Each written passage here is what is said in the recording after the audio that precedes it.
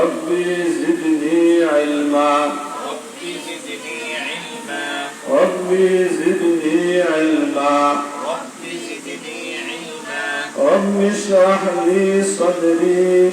رب اشرح لي صدري ويسر لي أمري ويسر لي أمري واحلل عقدة من لساني يفقه قولي واحلل عقدة من لساني يفقه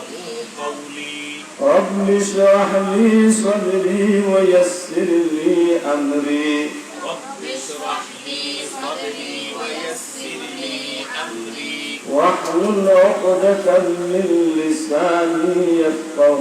قولي واحلل عقدة من لساني يفقه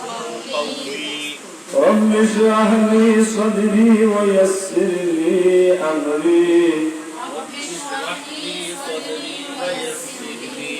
أمري واحلل عقدة من لساني يفقه قولي واحلل عقدة من لساني يفقه قولي ربي يسر ربي يسر ولا تعسر ولا تعسر وتمم علينا بالخير وتمم علينا بالخير ربي يسر ولا تعسر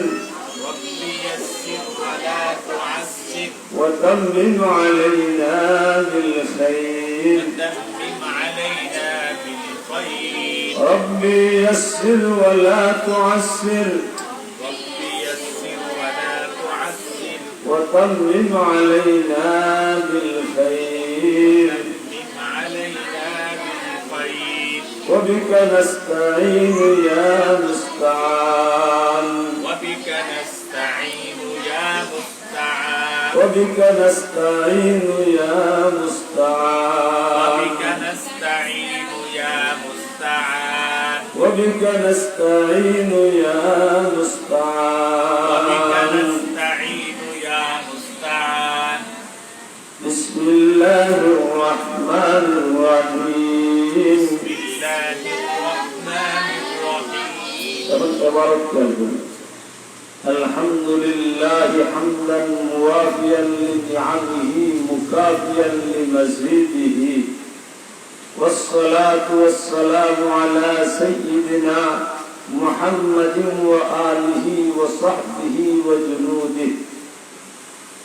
أما بعد فهذا ما اشتدت إليه حاجة الراغبين في تكملة تفسير القرآن الكريم الذي ألفه الإمام العلامة المحقق المدقق جلال الدين محمد بن أحمد المحلي الشافعي رحمه الله تعالى وتكميل ما فاته وهو من أول سورة البقرة إلى آخر سورة الإسراء بتتمة على نمطه من ذكر ما يفهم به كلام الله تعالى والاعتماد على أرجح الأقوال وإعراب ما يحتاج إليه وتنبيه على القراءة المختلفة المشهورة على وجه لطيف وتعبير وجيز وترك التطويل بذكر أقوال غير مرضية